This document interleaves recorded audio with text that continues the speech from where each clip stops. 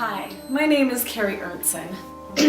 Patricia and I have had so much fun doing this. This work is so exciting and it's coming out. People all over are breaking free from the silence and compliance of mental illness, and so it's just so thrilling to be a part of this. And we've all got a story, right? We've all got a story. I'm just going to tell you my story, and hopefully you will get tips and tools to help your life go a little bit better.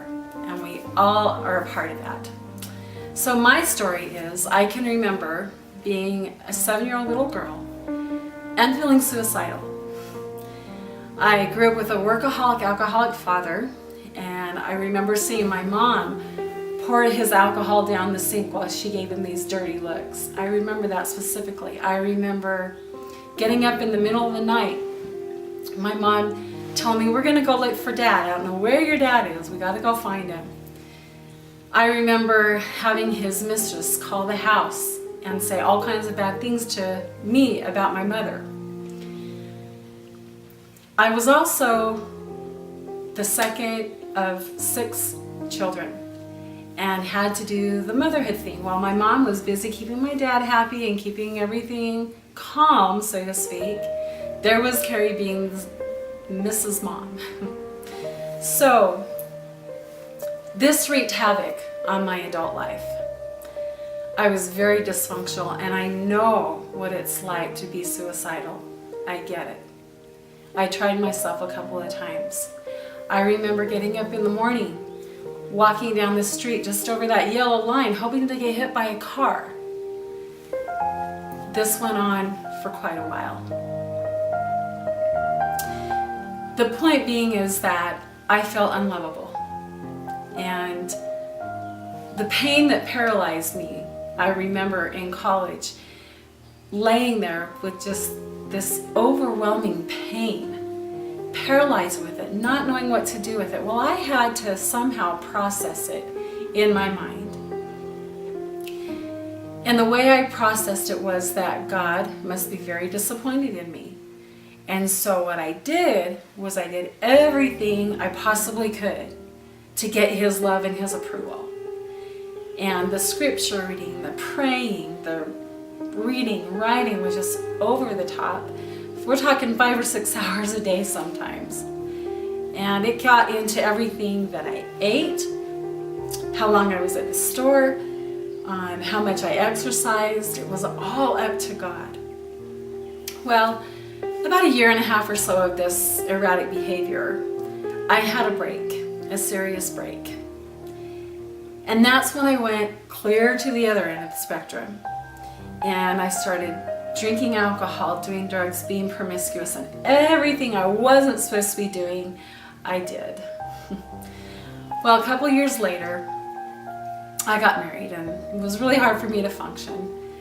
And I remember my first hospitalization, quite an experience.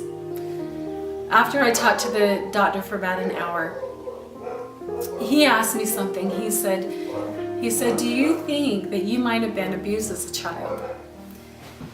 And I thought about it, and I said, "Oh no, my childhood was great. What are you talking about?" Went to bed that first night, woke up about 3 in the morning with having what they call flashbacks. My life wasn't what I thought it was. And I was able to start healing on a level. I could see this puzzle coming together. I could literally in my mind see this puzzle coming together. And I understood why I self-medicated, why I wasn't able to have relationships, why I felt like I was going crazy, all of this. And I'm not condoning behavior. I'm just simply trying to validate us as people, as human beings. I'm trying to make sense of it all, give it some sort of purpose. Well, the more I questioned my life, the more I found out, and the more I was able to heal.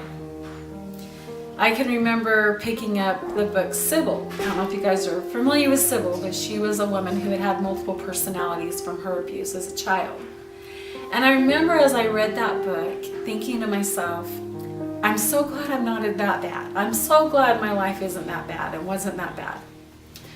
Well, a couple of years later, a few hospitalizations later, a few relationships later, I went to the hospital for the 10th time. And my doctors told me that they saw me flip in and out of personalities. So I was diagnosed with multiple personality disorder. It was that bad. It was that bad. And I guess what I'm saying here is that if you have some sort of inclination that this happened to you, and you're listening to this and watching this, and you have some sort of something that is moving you forward in this direction, question it. Because when I questioned my life and was able to find out the truth, that was all I needed. And my life totally changed. And it has been a journey. So keep going with that, I guess is what I'm saying. You shall know the truth, and the truth shall set you free. So what keeps me going now is simply just the love that I feel from the universe. What was something totally and completely unfair has turned into this wonderful thing. And I remember during one of my bouts of this hellacious time that I was experiencing, I can recall a time that I was thinking, and I thought, don't worry, Kerri, one of these days you will be able to do something great. And I say that with the most humble attitude, because I've been able to work with all kinds of wonderful, amazing people who have mental illnesses. I'm fortunate to work with the women in the criminal justice system. They come to me, they come to my class, and I say, I don't care what they've done that got them in there. I don't care how many times they've been in there. I don't care what they were diagnosed. They come and we care. And every second, every moment is a chance to heal and make a difference. And we all can do that. We all need to come together in this. 1 out of every 4 people are diagnosed with a mental disorder. It takes a village. It takes all of us. It takes all of us coming together and helping each other and being able to feel this joy. I feel joy in my life every day now. And the work is so worth it. It's worth it.